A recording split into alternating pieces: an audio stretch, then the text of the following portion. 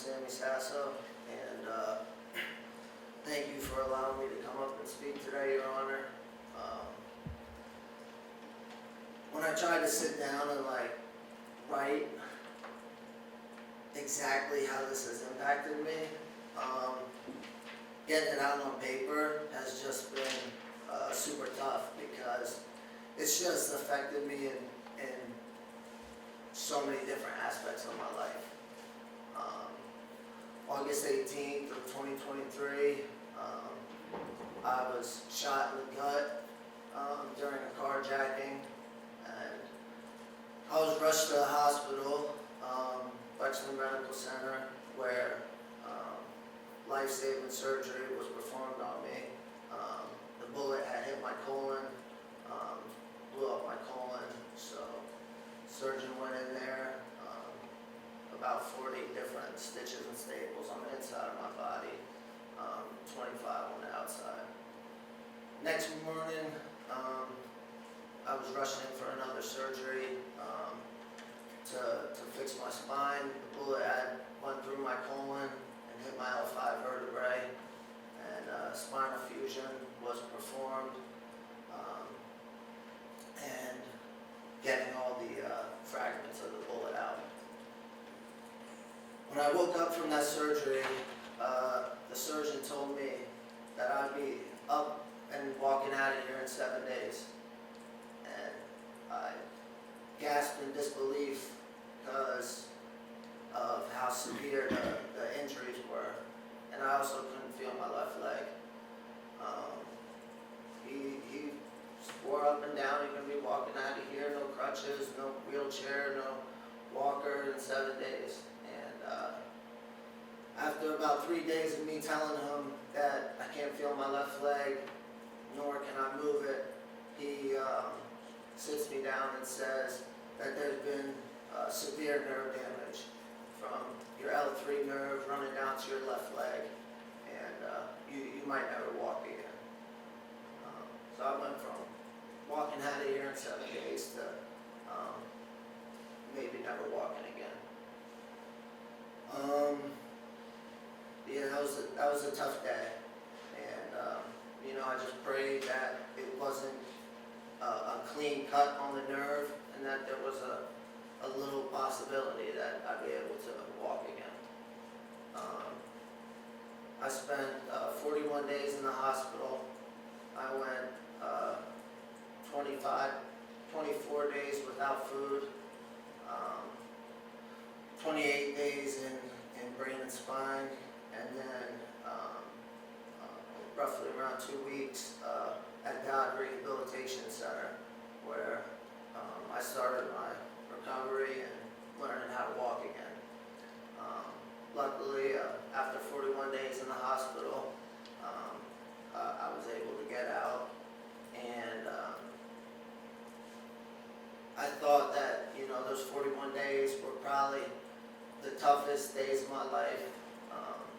A lot of days with no sleep, dealing with pain, a lot of things that go wrong with the surgery, leak in my colon, performed numerous operations to get it under control. But the biggest,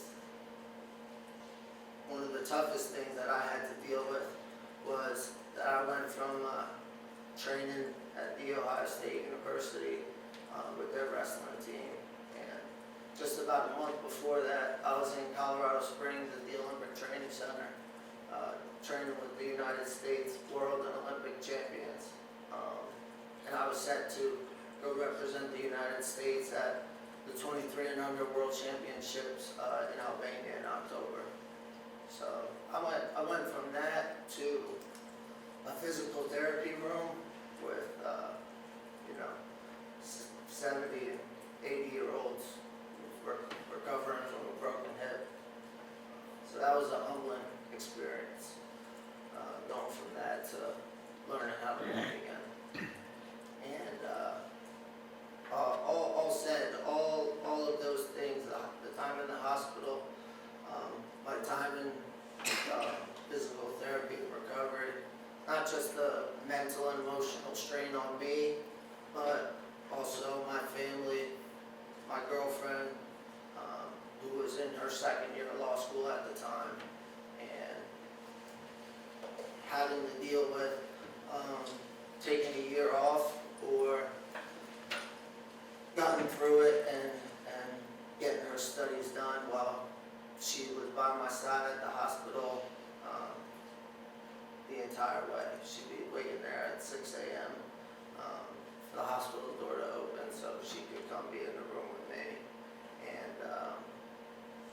and still then she still did her studies. But the strain on, you know, my brother, my sister, my mom and my dad, family and friends, you know, that was all really something tough to go through. But I think one of the biggest pills I had to swallow from this was that I might never be able to wrestle again. You know, a lifetime dedicated to a sport and my craft, nearly 20 years, dedicated to becoming a Division I NCAA champion. I've been in the finals twice before. I've taken second twice. I was coming back for my senior year, and you know, my last chance to go accomplish this dream of mine that I've had since a little kid was just taken away. You know, I stand here before everyone, and I look like I'm in good health and everything's been fixed. But the truth is, my left leg might never be the same again. And it's a struggle. That's a battle I've had to deal with, mentally and physically. And with that, the whole trajectory of my life changed.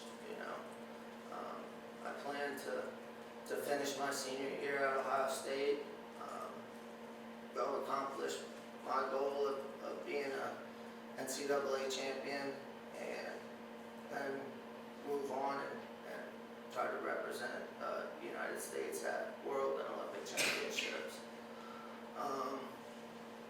So yeah, just the trajectory of my life has drastically changed, and you know, I hope to now go be a coach and help athletes achieve their dreams and what I didn't get to do. So yeah, it's hard to put into words just every aspect of my life that has been affected by this. Not only mine, but my family's. It's been really tough. One positive was the outpour of support and love that I received from the wrestling community, the community at Ohio State, students, faculty, alumni, the community of Columbus, just the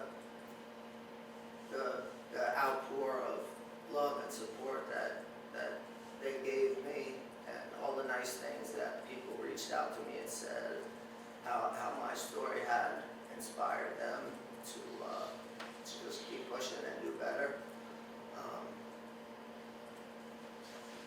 Yeah, that was something else. I've never felt that type of love before from so many different people, a lot of people that I didn't even know, and that meant a lot to me. But yeah, it's been tough, but I'm here today just hoping to you know, just put this behind me and move forward with my life. And I just wish the best for Mr. Lee, and truthfully, I hope that everything with him works out, and yeah, but yeah, it's been a long road, and I hope today to just